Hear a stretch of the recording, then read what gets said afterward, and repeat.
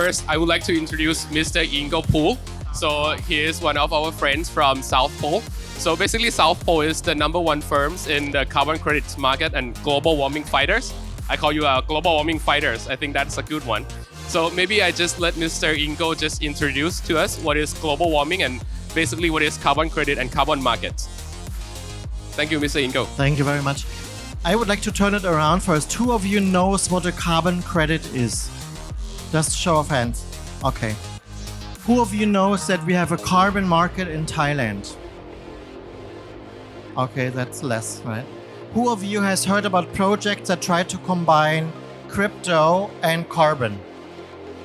Okay, good. So there's some experts in the room. Right. So what I've been asked to do is basically just to give a little bit of context, carbon credit, carbon markets, and the use case for crypto, and then give it back to you to explain exactly what you are doing. So just to summarize, right? A carbon credit is an environmental commodity, it's a tradable product, and it represents the proof that through an investment activity, a ton of CO2, greenhouse gas, has been removed. So how do we reduce greenhouse gases? We are standing here in this expo. If you have an electric car and you use an electric car instead of a gasoline car and you drive it, you are avoiding the use of gasoline. And gasoline, when in a car is used, creates greenhouse gas emissions. If you're on an electric car, you are not producing that. And that not producing of emissions can be certified, codified in a carbon credit that has a financial value that is tradable. And for that tradable commodity, there are markets. Now, Thailand, and this is a very recent development, has one of the most advanced legislations around the trading of carbon credits, which is the result of a bunch of factors that came together, but this is where we are now. Now, traditionally, and these are two use cases for crypto that I would like to outline, the process by which you create a carbon credit is very cumbersome. You need to deliver proof that something has really happened, right? And that proof, that creation of truth, is the result of a very complicated process that involves a lot of human participation. Now, what we can do through digitization and the use of blockchain and crypto is automate that process. Because, like one of the strengths about crypto is this, creation of truth and pathing that truth through a value chain. So that's why it's very popular.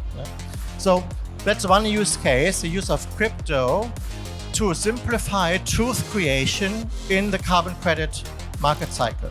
The other issue is if you want to participate in the carbon market, participation in the carbon market has very high barriers to entry, like to open an account that can hold carbon credits with Vera. It's basically prohibitive to consumers or small companies. Now, the opening cost of a Vera account is around $10,000. So another use case of crypto is to democratize access to the carbon market. And with this, I would like to pass it over back to you. And please tell us what is it that Carbon Coin is doing. Thank you so much. So thank you, Mr. Ingo. So basically, carbon credits is used to offsetting the carbon emissions, as Mr. Ingo mentions. And by EY have been able to mention that the price of the carbon credits is increasing exponentially, especially at the moment where it is voluntary, where if you want to offset it, it's your voluntary if you want to offset it. But it will be becoming mandatory more and more in the futures with all of the carbon tax and with all of the implementations from all of the United Nations and all of those. The carbon market, it was mentioned that in 2021, it was at around 760 billion euros. And in 2022, it is expected to increase this by maybe another twofold. However, in the traditional carbon markets, as we have mentioned, basically the reduction of the projects that have the carbon reductions, they're going to go through the verifications and going through into the carbon credit system, registry systems. The buyers or the consumers would have to go through these registrations. That means the companies would have to be able to paid an upfront fees to register of around like $10,000, right? To be able to trade this carbon credits, to even involve into these carbon credit systems. So from that, the sellers of the carbon credits would have used the money to create more carbon reduction projects, and while the buyer would use it to reduce their carbon emissions by offsetting. So for us at Carbon Coins, we think that this have been creating barriers to all of the entities. So for us, anybody of us who's sitting here would not be able to have any chance of involving into this evolving market.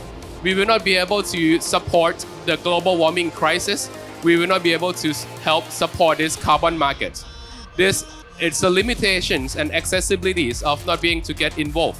So by also in the fact that it's the data and all the trading, it's not publicized, it being going through a centralized platform.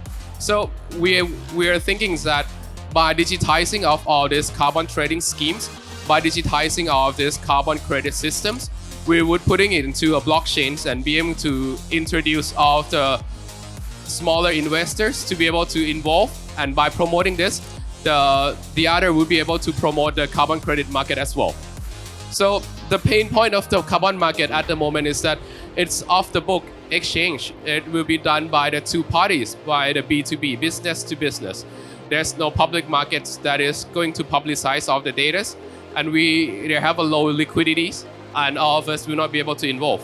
The blockchain would be able to help support all of this, creating an exchange market, publicize it. The pricing will be following a supply and demand rather than a negotiation between only 2 or 3 parties. And everyone here will be able to involve in the secure and safe mechanisms of the blockchain systems. So even the World Bank itself even mentioned that they are trying to promote that implementing of the cryptos together with the carbon credits, making this into a blockchain technologies and trying to solve everything. So with us, we thanks to South Pole and all of our supporters who are going to getting us to be a bigger and better platforms.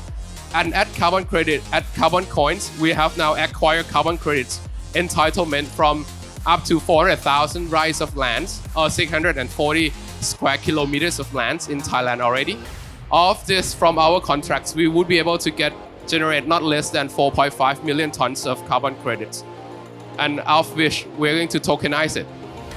By digitizing all of these carbon credits into a tradable, fungible, non-fungible tokens, and with our tokens, the CBC tokens, we could use the CBC token to exchange for the digitized carbon credits. With this digitized carbon credit means that we can generate any entities and the different versions of this digitized carbon credits, making it having its own unique names, having its own unique entities.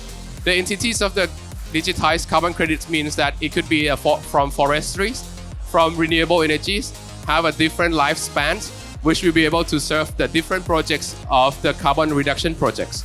And with this means that all the public investors and all of the other people can also involve. So for us at Carbon Coin, we are ready to go. We already have a registered capital of like 60 million Thai baht, or around 1.75 million US dollars. We have not less than 4.5 million tons of carbon credits. At the moment, we are the biggest in Thailand who owns this carbon credits, and we are expanding to Southeast Asia.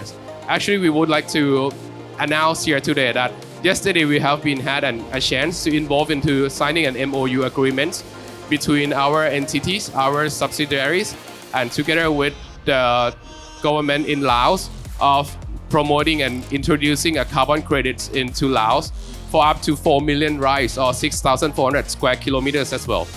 Our tokenization would be able to launch within the second quarter of this year. So I would like to say thank you to everyone, and we would like to also invite everyone to be able to save the planet together using the tokenization platforms. Thank you very much. Thank you very much for giving me this opportunity. I really like the presentation. I have a very quick question. One of the important bottlenecks that is not being addressed in this particular space is that how do you quantify it, and how do you, there is a lot of methodology and all kind of systems around that.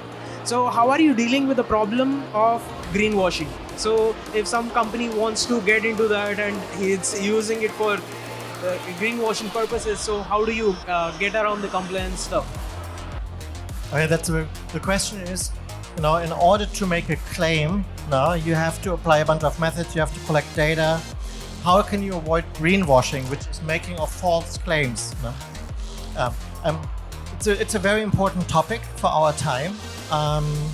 And the market, unfortunately, has been riddled by this as a problem.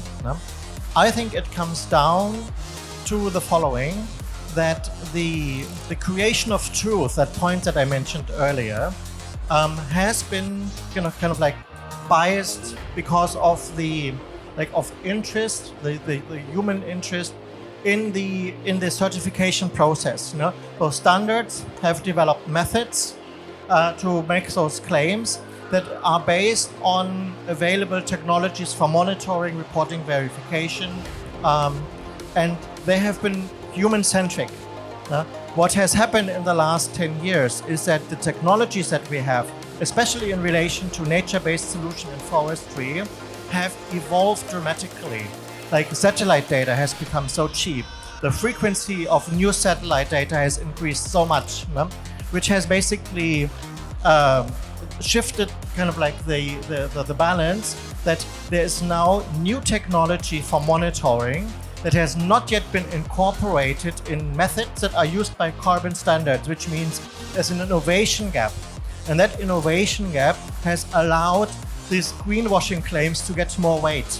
And what's happening right now is a massive kind of like catch-up, to integrate the newest technology into the way we can make claims, which will address that problem.